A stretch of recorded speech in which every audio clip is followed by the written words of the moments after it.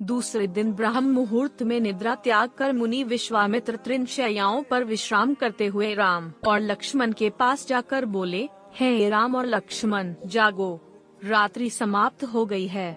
कुछ ही काल में प्राची में भगवान भुवन भास्कर उदित होने वाले हैं। जिस प्रकार वे अंधकार का नाश कर समस्त दिशाओं में प्रकाश फैलाते हैं, उसी प्रकार तुम्हें भी अपने पराक्रम से राक्षसों का विनाश करना है।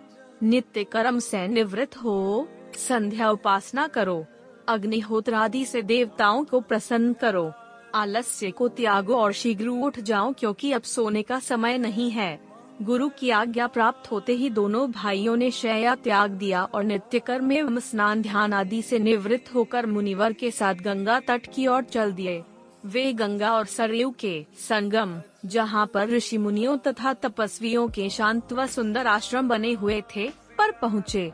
एक अत्यधिक सुंदर आश्रम को देखकर रामचंद्र ने गुरु विश्वामित्र से पूछा, हे गुरुवर, यह परम रमणीक आश्रम किन महर्षि का निवास स्थान है?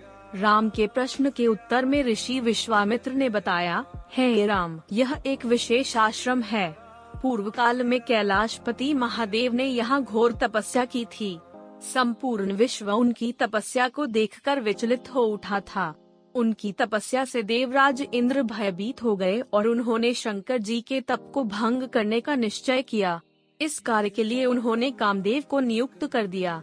भगवान शिव पर कामदेव ने एक के बाद एक कई बाण छोड़े, जिससे उनकी तपस्या में बाधा पड़ी। क्रुद्ध होकर महादेव ने अपना तीसरा नेत्र खोल दिया। उस तीसरे नेत्र की तेजोमयी ज्वाला से जलकर कामदेव भस्म हो गए। देवता होने के कारण कामदेव की मृत्यु नहीं हुई, केवल शरीर ही नष्ट हुआ। इस प्रकार अंग नष्ट हो जाने के कारण उस आकार नाम अनंग हो गया और इस स्थान का नाम अंगदेश पड़ गया। यह भगवान शिव का आश्रम है, किंतु भगवान शिव के द्वारा यहाँ पर कामदेव को भस्म कर देने के कारण इसे कामदेव का आश्रम भी कहते हैं। गुरु विश्वामित्र के आदेशानुसार सभी ने वहीं रात्रि विश्राम करने का निश्चय किया। राम और लक्ष्मण दोनों भाइयों ने वन से कंदमूल फल लाकर मुनिवर को समर्पित किए और गुरु के साथ दोनों भाइयों ने प्रसाद ग्रहण किया। तत्पश्चात स्नान, संध्या उपासना आदि से निवृत्त होकर राम और लक्ष्मण गुरु विश्वामित्र से अनेक प्रकार की कथाएं तथा धार्मिक प्रवचन सुनते रहे। अंत में गुरु की यथोचित सेवा करने के पश्चात आज्ञा पाकर वे परम पवित्र गायत्री मंत्र का जाप करते हुए तृणशय्याओं पर जा विश्राम करने लगे। क्या आपको यह चैनल और इसकी कहानियाँ पसंद आई?